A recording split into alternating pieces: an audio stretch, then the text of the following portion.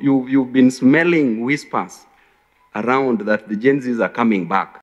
Muthenya wa muthia wa kamiti ya bunge igie bajeti guthikiriria woni wa mendekithia ma bajeti ya mwaka wa 2025 na 2026. Kamiti no igeire na giikaro na mwandiki mukaru ministry-ini ya kigina Dr. Chris Kiptoo. If you look at the ceiling for no giikaro-ini kiu urugari no abatirire na gikiro kinene riria mubunge wa Embakasi East Babu Owino arutire mukana ati angikorwo bajeti ikuhetukio uguo hana igukorwo ihutitie ruototia rwa Kenya kugerera mihuko yao. Should there be any tax increment? So let us not increase, let us not suffocate Kenyans. Mubunge wa Kiharu Ndindi Nyoro augite ati kwambatiria mathogora ma indo ta cukari gugukorwo ari ni kuongerera cumbi kironda-ini kiria Kenya mari nakio kia garama ya iguru ya muturire. In terms of agricultural produce, these are very important issues.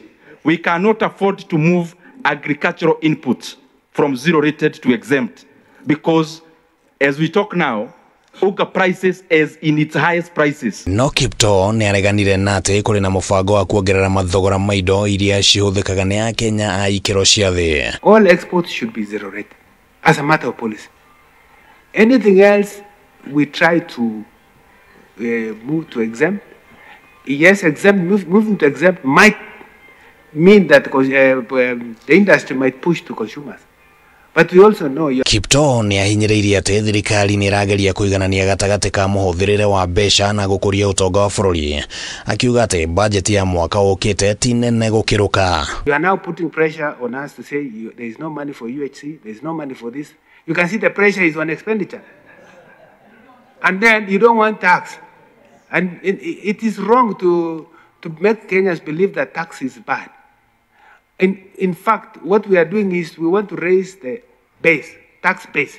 We are doing tax-based expansion so that everybody is in the tax bracket. Wegi mathenya ma mbeca iria cirabatarania kurutithia wira budget iyo, Kiptoo augite ati kuri na mitaratara igathikitwo ya gwetha mbeca icio hatari na gukuithia mukenya murigo muritu cienda-ini ciake. Focus is if we succeed on expansion of tax-based expansion, we will reduce corporate tax from current 30% to maybe 25%.